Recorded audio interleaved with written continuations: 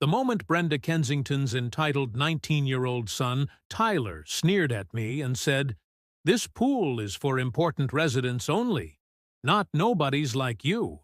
Leave now, or I'll have my mother ban you from the community." He had no idea he was speaking to the elected sheriff of Williamson County, Texas, and that his mother's reign of terror over our HOA was about 60 seconds away from becoming the worst decision of her privileged, power-drunk life. I'm Sheriff Jake Morrison, 48 years old, and after 26 years in law enforcement, starting as a patrol deputy and working my way through investigations, SWAT, and eventually winning the county sheriff election 3 years ago, I'd dealt with every kind of criminal, bully, and petty tyrant you could imagine. But nothing quite prepared me for the absolute audacity of an HOA board president who genuinely believed she was above the law simply because she controlled a neighborhood in suburban Austin. This is the story of how Brenda Kensington's pathological need for control, her spoiled son's arrogance, and her systematic harassment of an entire community ended with criminal charges, a dissolved HOA board, and a very public reminder that badges don't disappear just because you're off duty and trying to enjoy your own pool on a Saturday afternoon. My wife Emma and I had moved into Lakeside Estates about 8 months earlier, drawn by the excellent schools for our 2 kids, 14-year-old daughter Sophie and 11-year-old son Lucas, and the community amenities that included a beautiful resort-style pool, clubhouse, tennis courts, and walking trails around a scenic lake. The neighborhood was picture-perfect, one of those master-planned communities that developers love to build in the rapidly expanding suburbs north of Austin, with about 200 homes ranging from modest 3-bedroom models to sprawling 5-bedroom estates on the lake. The HOA dues were steep at $350 a month, but they covered landscaping of common areas, the pool maintenance, security patrols, and all the amenities, so we figured it was worth it for the lifestyle and the safe environment for our kids. Emma, who works as a pediatric nurse at Dell Children's Medical Center, loved that the kids could safely bike around the neighborhood and use the pool whenever they wanted during the summer months. I worked long hours as sheriff.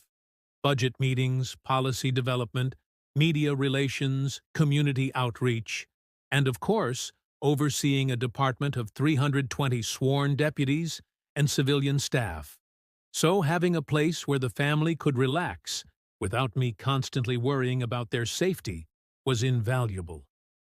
We first encountered Brenda Kensington at a neighborhood welcome event our second week in the community, and I'll admit, my cop instincts immediately started tingling.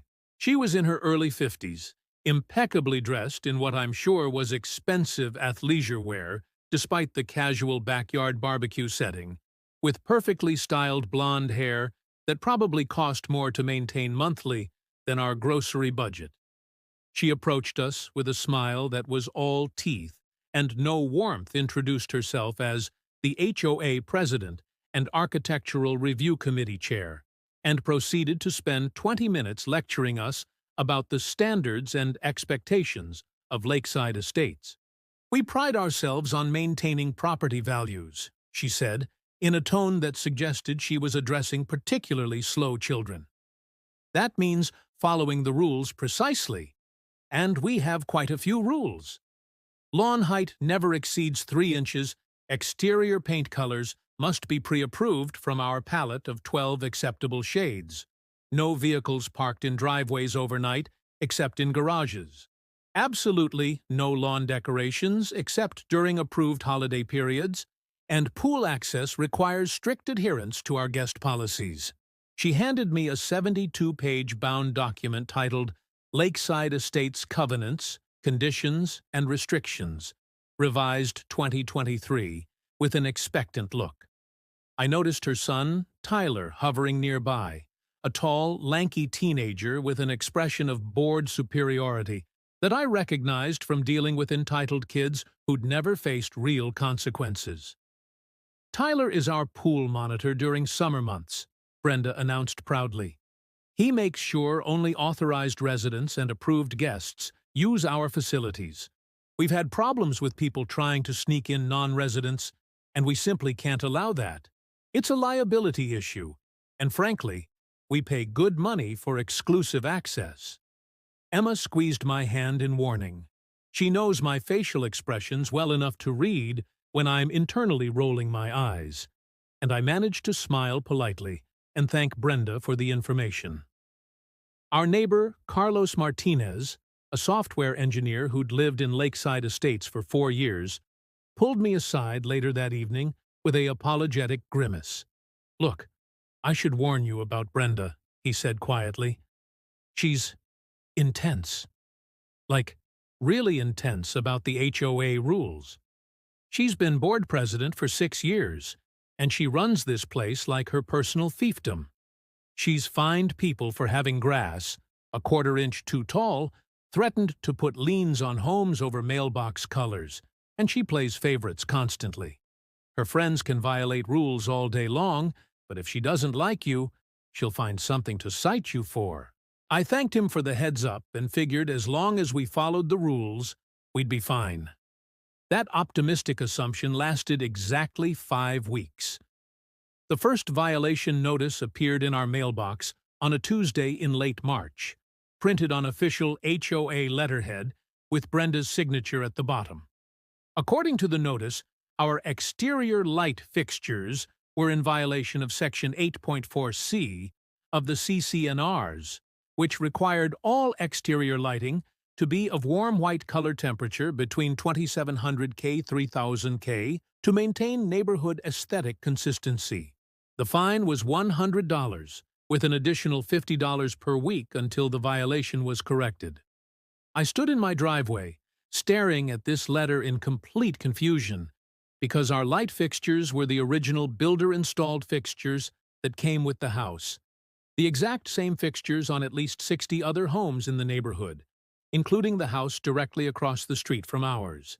I checked the bulbs that evening and discovered they were indeed slightly cooler temperature LEDs at around 4000 K that the previous owners had installed, probably because they were brighter and more energy efficient.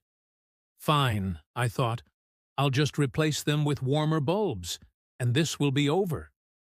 I spent $45 on new warm white bulbs, replaced all 6 exterior fixtures, took time-stamped photos showing the new bulbs installed, and the color temperature specifications, and submitted a formal response to the HOA office explaining that the issue had been immediately corrected.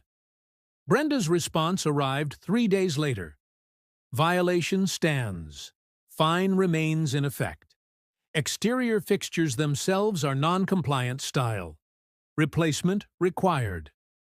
I read that letter twice, increasingly angry, because nowhere in Section 8.4 did it specify anything about fixture styles, only the light color temperature.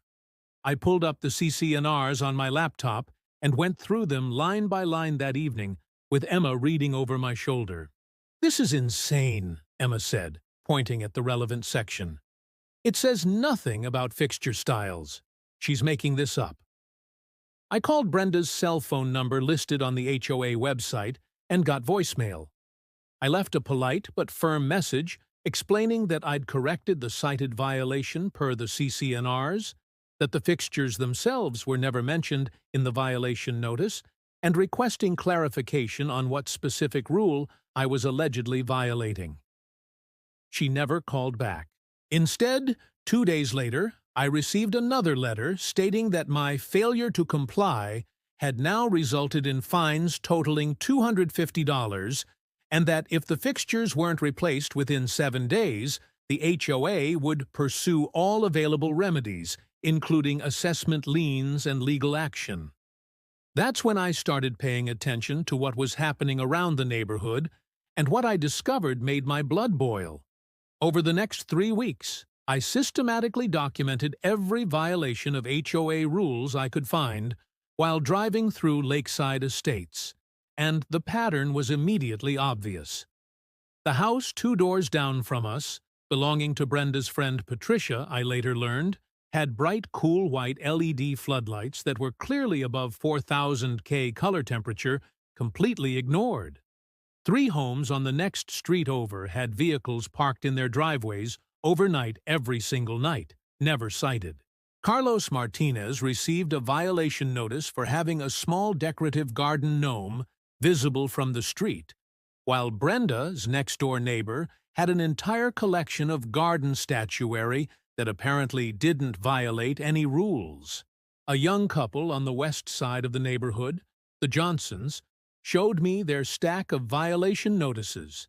They'd been cited 6 times in 4 months for things like lawn edging insufficiently defined, mailbox showing signs of weathering, and trash bins visible from street on non-collection day, even though their bins were in the exact same location as everyone else's bins.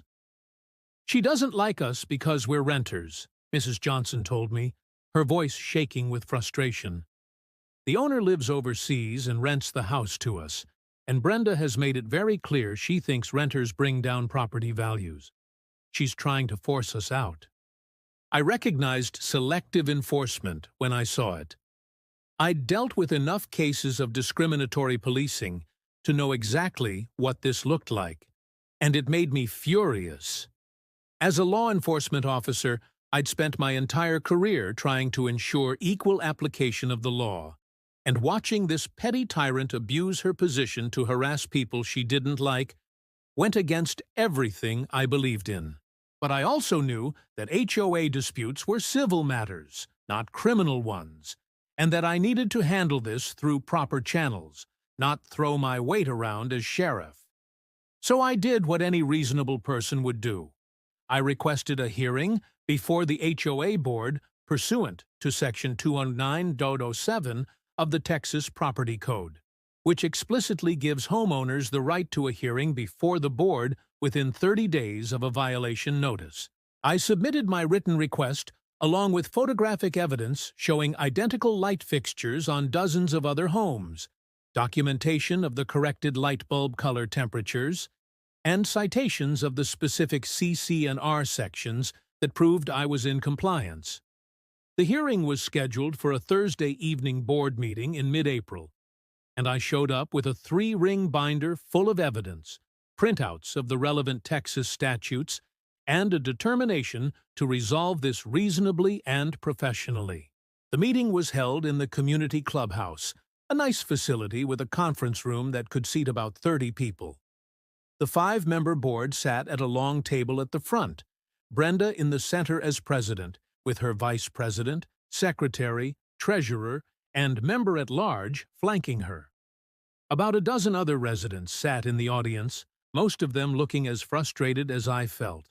When my turn came on the agenda, I stood up, introduced myself simply as Jake Morrison without mentioning my position as sheriff, and calmly presented my case. I showed the before and after photos of the light bulbs demonstrated that the current installation complied with the only specific requirement in Section 8.4c, and pointed out that at least 60 other homes had identical fixtures without any citations. "I'm not trying to be difficult," I said, keeping my voice level and professional. "I'm happy to maintain community standards, but I need to understand what rule I'm actually violating, because based on the CC&Rs as written, I'm in full compliance. If there's a different standard being applied, I think all homeowners deserve to know what that standard is, so we can comply."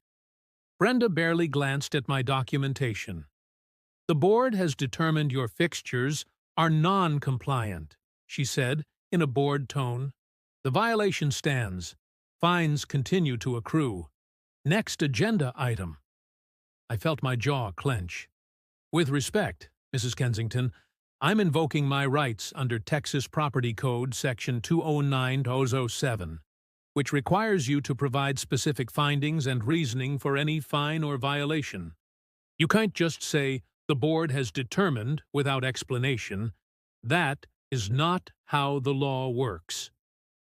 Her eyes narrowed, and I saw a flash of genuine anger cross her face before she composed herself. "Are you threatening this board with legal action, Mr. Morrison?" she asked sweetly. "Because I should remind you that per our CC&Rs, Section 15.2, any homeowner who files a lawsuit against the HOA and loses is responsible for all attorney fees incurred by the association. That can get very expensive very quickly. It was a barely veiled threat, and I recognized it for what it was, an attempt to intimidate me into submission. I smiled politely and said, "I'm not threatening anything, ma'am. I'm simply asking you to follow Texas state law, which supersedes your CC&Rs. I'd like this hearing recorded in the minutes, along with my formal appeal of this violation." The other board members shifted uncomfortably. Clearly, none of them wanted to contradict Brenda, but they also recognized that I knew what I was talking about legally. Brenda's face turned slightly red, and she moved to the next agenda item without another word. I sat down, and Carlos leaned over to whisper, "Dude, you just made an enemy for life. She's going to come after you hard now." He wasn't wrong. Over the next 2 months, our household received 9 separate violation notices for increasingly absurd infractions. Our lawn was allegedly uneven in appearance, even though we used the same professional landscaping service as half the neighborhood. Our mailbox was cited for visible weathering and paint degradation, even though it looked identical to 40 other mailboxes on our street. Emma's car was cited for being parked in our driveway for extended periods, when she had 3 consecutive night shifts at the hospital and didn't move it for 4 days. We received a notice claiming our exterior window treatments, visible from street, were non-compliant because our living room curtains were cream-colored instead of white or beige, which apparently violated some unwritten standard that nobody else in the neighborhood followed. Each violation came with a $100 fine, and Brenda rejected every single appeal without meaningful explanation. By mid-June, the HOA claimed we owed over $1,500 in fines, and I'd started consulting with a real estate attorney who specialized in HOA disputes. "This is textbook selective enforcement," my attorney told me, reviewing the thick file of documentation I'd compiled. "You've got a strong case for a lawsuit based on discriminatory application of the rules, violation of your due process rights under Section 209.007, and possibly harassment. The problem is HOA lawsuits are expensive and time-consuming, and even if you win, collecting attorney fees from the HOA can be difficult. My retainer would be $5,000 just to start." Emma and I discussed it extensively. We could afford the legal fight, but it would be stressful, time-consuming, and there was no guarantee of a satisfying outcome. Meanwhile, the kids were starting to feel the tension. Sophie had stopped using the community pool because she was embarrassed about the conflict with the HOA, and Lucas had been asking why that mean lady kept sending us letters. I was increasingly tempted to just pay the fines and let it go, but everything in my law enforcement background rebelled against rewarding a bully's behavior. Then, on a Saturday afternoon in late June, the situation escalated in a way I never anticipated, and Brenda Kensington made the catastrophic mistake that would finally bring her reign of terror to an end. It was a brutally hot Texas summer day, temperatures pushing 105 degrees, and after spending the morning doing yard work to ensure our lawn couldn't possibly be cited for any violations, I decided to cool off with a swim. Emma was at work on a 12-hour shift, and both kids were at a day camp program, so I grabbed a towel, a book, and a bottle of water, and walked down to the community pool around 2 in the afternoon. The pool was gorgeous, Olympic-sized, with a separate shallow area for kids, surrounded by palm trees and comfortable lounge chairs, with a covered cabana area that provided shade. There were about 20 people enjoying the pool when I arrived, mostly families with young children and a few teenagers. I found an empty lounge chair in a shaded area, set down my stuff, and dove into the pool, relishing the cool water after the scorching heat. I'd been swimming laps for maybe 10 minutes when I heard a voice from the pool deck. "Excuse me, sir, you need to show me your resident card." I looked up and saw Tyler Kensington standing at the edge of the pool in board shorts and a polo shirt, with a laminated badge hanging from a lanyard around his neck that read "Pool Monitor." I swam to the edge and said, "I'm Jake Morrison. I live at 2847 Lakeview Drive. I'm a resident." Tyler crossed his arms, his expression one of practiced authority that would have been amusing if it weren't so irritating. "I need to see physical proof of residency," he said. "Pool access is restricted to residents and approved guests only. If you can't provide a resident card, you'll need to leave." I felt my patience, already worn thin by 2 months of harassment, starting to fray. "My resident card is in my wallet at my house," I said, keeping my voice calm. "You're welcome to check the resident directory. Jake Morrison, 2847 Lakeview Drive. I've lived here for 8 months." Tyler pulled out his phone and made a show of scrolling through something, then shook his head. "I don't see you on the approved list. You need to leave the pool area immediately." I climbed out of the pool, water dripping onto the hot concrete, and walked over to where he was standing. Several other poolgoers were now watching the interaction with interest. "Tyler, I know who you are.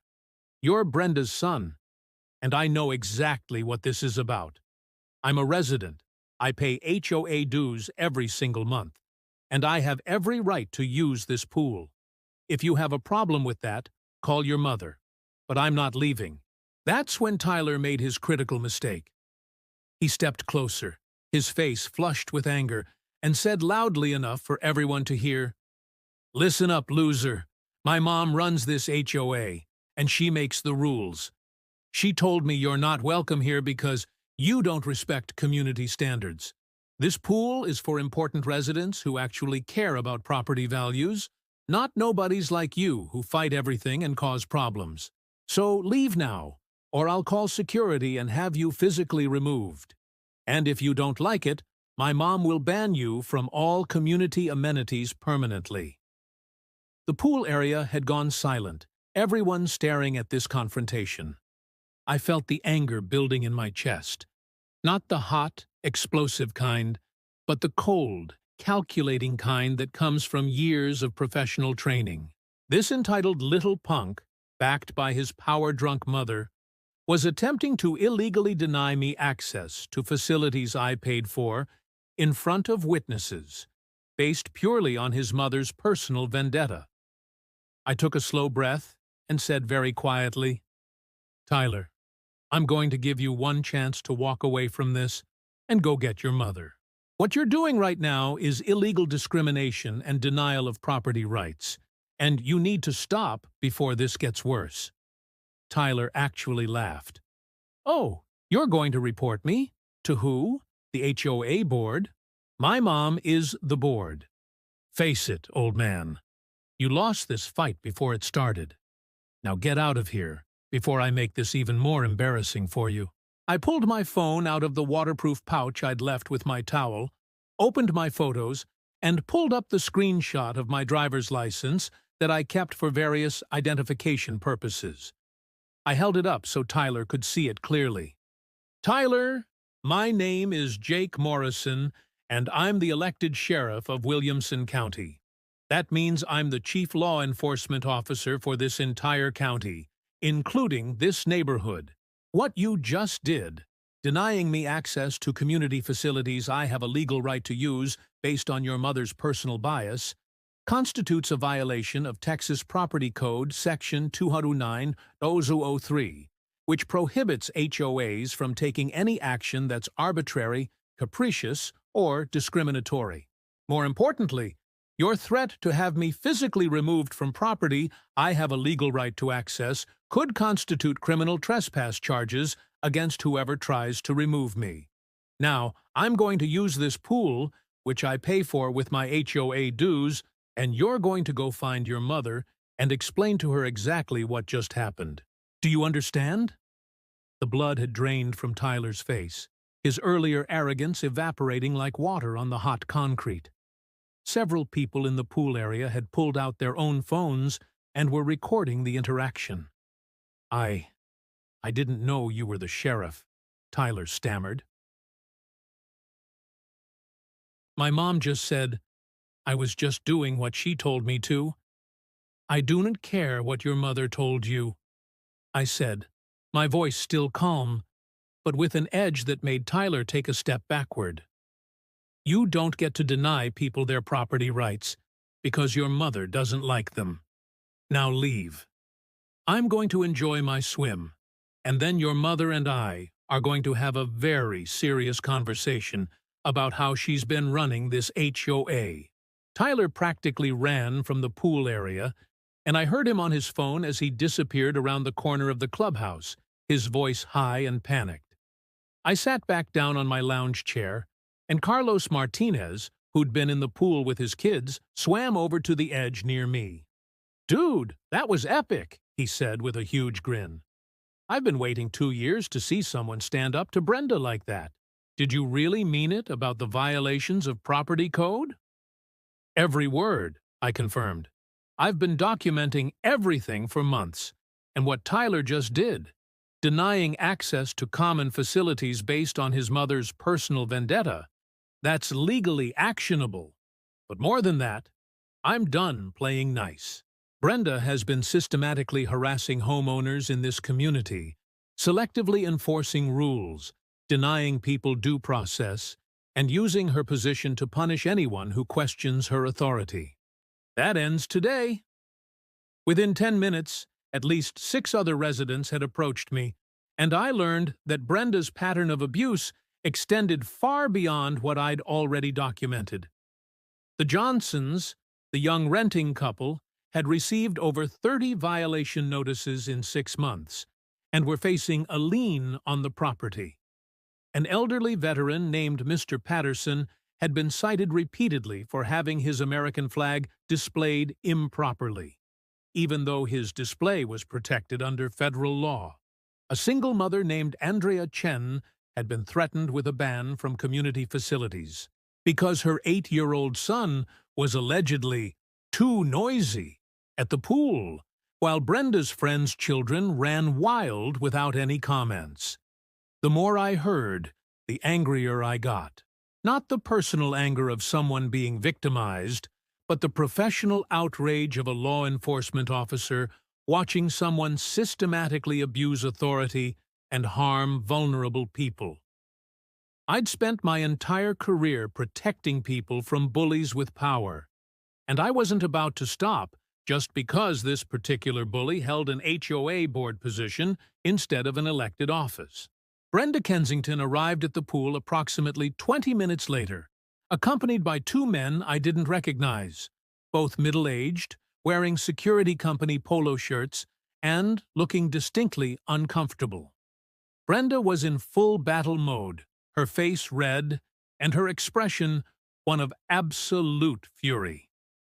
She marched up to my lounge chair where I was calmly reading my book and said in a voice that carried across the entire pool area, "Mr. Morrison, you are harassing my son and disrupting the peaceful enjoyment of community facilities. I'm instructing security to escort you from the premises immediately, and I'm issuing you a formal ban from all community amenities effective today. Your HOA privileges are revoked pending a board hearing to determine if you should be permanently expelled from the community." I set my book down carefully, stood up to my full height of 6'2", and looked at her with the expression I usually reserved for suspects who were making very poor decisions. "Mrs. Kensington, before you make this situation significantly worse for yourself, I need you to understand something very clearly. I am Sheriff Jake Morrison of Williamson County. What you just described, revoking my HOA privileges without due process, banning me from facilities I pay for with my monthly dues, threatening expulsion from the community without a proper hearing, those actions violate multiple sections of Texas Property Code Chapter 209, specifically Section 209.007 regarding violation hearings, and Section 209.006 regarding notice requirements. More importantly, if you instruct these security officers to physically remove me from property I have a legal right to access, you will be liable for unlawful detainment, and they could face criminal charges for assault. I strongly suggest you think very carefully about your next move. One of the security officers immediately stepped backward, holding up his hands. "Ma'am, I'm not touching him," the officer said firmly. "If he's law enforcement and he says he has a right to be here, we're not getting involved in a civil dispute." Brenda's face had gone from red to almost purple. "I don't care if you're the governor," she hissed at me. "This is my HOA, and I decide who gets to use these facilities. You've been nothing but trouble since you moved in, violating rules, questioning my authority, undermining community standards." "Name one rule I've actually violated," I interrupted, my voice sharp now. "One legitimate rule, with a specific CC&R citation that I've genuinely broken. Not your made-up standards or selective interpretations. An actual rule that exists in writing and that I've violated." She opened her mouth, then closed it, clearly unable to come up with anything specific. I pressed on. "You can't, because I haven't violated any legitimate rules. What I've done is refuse to be bullied by you, and you can't stand it because you are used to people being too intimidated or too financially stretched to fight back. But here's what you don't understand, Mrs. Kensington. I've spent 26 years dealing with people who abuse their authority, and I know exactly what that looks like. You've been selectively enforcing HOA rules to punish people you don't like, denying homeowners their due process rights under state law, threatening illegal fines and liens, and creating a hostile environment for residents who dare to question your decisions. That's not leadership. That's tyranny. And as of today, it's over." Brenda's voice became shrill. "You can't threaten me. I'll file a complaint with the county. I'll report you for abuse of office. "I haven't threatened you with anything related to my official position," I said calmly. "Everything I've said is about your violations of Texas HOA law as it applies to me as a homeowner and resident. But since you brought it up, you should know that denial of access to community facilities based on personal bias could potentially constitute a civil rights violation under federal fair housing law. Your son's statement that this pool is for important residents, not nobodies, could be construed as discrimination based on socioeconomic status. And your pattern of targeting renters, elderly residents, and families with children suggests systematic harassment. I'm documenting all of this, and I can guarantee you that multiple other residents are now doing the same. So here's what's going to happen. I'm going to finish my swim, go home, and contact every resident in this community who's been victimized by your abuse of power. We're going to file a formal complaint with the Texas Real Estate Commission, which oversees HOA management. We're going to demand a special election to recall the board per Section 209.051 of the Property Code. And if necessary, we're going to file a class action lawsuit for selective enforcement, violation of due process, and harassment. You wanted a fight, Mrs. Kensington. You're about to get one." The watching residents actually applauded. Brenda stormed off, and the security officers apologized to me before leaving, one of them quietly saying, "Someone needed to stand up to her." Good luck, Sheriff. I spent the rest of that afternoon at the pool, and by the time I left, I'd exchanged contact information with 14 different homeowners who wanted to join a coordinated effort to address the HOA's abuses. Carlos offered to host a meeting at his house that evening, and word spread through the neighborhood so quickly that by 7 p.m., 37 residents had crowded into Carlos's living room and backyard, all with stories of harassment, arbitrary fines, selective enforcement, and denial of rights. Mr. Patterson, the elderly veteran, showed me letters from Brenda threatening to fine him $50 per day for displaying his American flag on a pole in his front yard, a display that was explicitly protected under the Federal Freedom to Display the American Flag Act of 2005, which supersedes any HOA rule. The Johnsons showed me documentation of 32 separate violation notices in 6 months, many of them for issues that existed on dozens of other properties without any citations. Andrea Chen broke down in tears, describing how her son had become afraid to use the pool or play outside because Tyler Kensington constantly followed him around looking for rule violations, and Brenda had threatened to fine her family for excessive noise. Any time her 8-year-old son laughed or played like a normal child. I listened to story after story, and the pattern was undeniable. Brenda had been running Lakeside Estates like her personal kingdom, punishing anyone who questioned her, showing favoritism to her friends, and using the threat of fines and liens to control people through fear.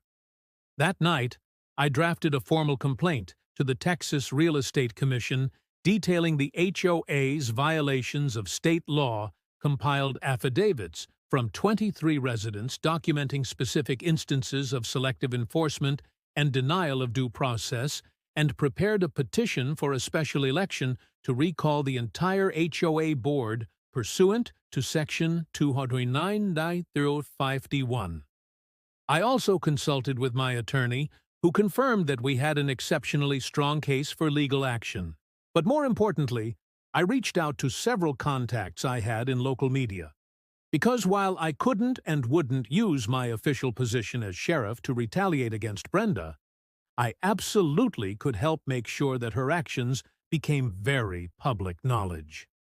By Monday morning, a reporter from the Austin American-Statesman was interviewing residents about the HOA situation, and by Tuesday, the story had been picked up by 2 local TV news stations. The headline on the newspaper's website read, "Williamson County Sheriff among homeowners alleging HOA abuse and selective enforcement at Lakeside Estates community." And it included statements from multiple residents, documentation of the absurd violations, and legal experts weighing in on the HOA's apparent disregard for Texas property law. The reporter had even obtained public records showing that Brenda's son, Tyler, was being paid $1,500 per month as pool monitor, a position that wasn't authorized in any HOA budget document and appeared to be a way for Brenda to funnel HOA dues to her family. The special election petition, which required signatures from at least 20% of homeowners to trigger a recall vote, reached the required threshold within 72 hours and eventually collected signatures from 63% of the community as residents. Under Texas Property Code, Section 209-2051, the HOA was legally required to hold the recall election within 35 days of receiving a valid petition, and Brenda couldn't do anything to stop it. The campaign leading up to that election was intense. Brenda sent out multiple letters to homeowners claiming that the recall effort was being led by troublemakers who want to destroy property values and eliminate community standards, but her support had evaporated. Too many people had been victimized, too many had watched neighbors being harassed, and the media coverage had exposed just how badly she'd abused her position. I did not campaign for a board position myself. My work as sheriff was demanding enough without adding HOA responsibilities. But Carlos and 4 other reasonable level-headed residents stepped forward to run on a reform platform promising transparency, consistent rule enforcement, respect for homeowner rights, and adherence to Texas law. The recall election was held on a Saturday in early August, and the results were devastating for Brenda. All 5 existing board members, including Brenda herself, were removed by votes ranging from 72% to 84% in favor of recall. The reform candidates won their elections by similar margins. The new board's first action was to hire a professional HOA management company with actual legal expertise, and their second action was to commission an independent audit of the HOA's finances. What that audit revealed was even worse than anyone expected. Brenda had been approving expenditures without proper board votes, including over $47,000 paid to her daughter's landscaping company for services that were either unnecessary or never performed, $18,000 for legal consultations with an attorney who happened to be her brother-in-law, and that $1,500 per month to her son Tyler for a pool monitor. Position that wasn't in the budget or authorized by board vote. The audit concluded that Brenda had either misappropriated or mismanaged approximately $93,000 of HOA funds over a 3-year period. The new board immediately filed a report with the Texas Attorney General's office and consulted with the district attorney's office about potential criminal charges for misappropriation of HOA funds, which under Texas law can constitute theft if the amount exceeds certain thresholds. While I couldn't be directly involved in any criminal investigation due to the conflict of interest, I was both a potential witness and a victim in the civil matters. I made sure the new board was connected with the right resources and authorities. Within 2 months, Brenda was facing a civil lawsuit from the HOA seeking recovery of the misappropriated funds, and the district attorney's office had opened a formal investigation into potential theft and fraud charges. For our family, the resolution was both immediate and deeply satisfying. The new board's first action regarding individual homeowners was to review every violation notice issued in the previous 2 years, and they dismissed over 80% of them as either improperly issued, lacking proper notice, or representing selective enforcement. All fines associated with dismissed violations were refunded with interest.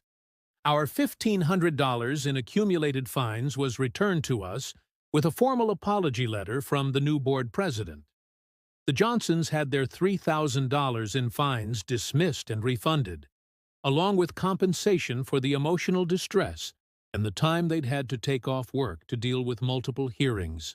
Mr. Patterson received a written apology and a formal acknowledgement that his American flag display was protected by federal law and would never be questioned again. Andrea Chen's 8-year-old son started using the pool again, and the new board terminated Tyler's pool monitor position entirely, replacing it with professional lifeguards who were trained in actual safety protocols rather than petty enforcement. The new board also rewrote significant portions of the CC&Rs to eliminate vague language that enabled selective enforcement, established clear appeals processes that complied with Section 209.07, created term limits for board positions, and implemented transparent financial reporting that homeowners could access quarterly. They sent a formal apology letter to every homeowner who'd been targeted by the previous board, and they organized a community meeting where residents could voice concerns and help shape new policies. For the first time in years, according to longtime residents, Lakeside Estates actually felt like a community rather than a dictatorship. Property values, ironically, increased by an average of 4% over the following year, because it turns out that buyers are more interested in homes in communities with reasonable HOA management than in neighborhoods known for petty tyranny and harassment. Emma and I hosted a community barbecue that September, and over 70 families attended. People actually wanted to socialize with their neighbors again now that the atmosphere of fear and suspicion had lifted. Sophie started using the pool regularly again, making friends with other neighborhood kids.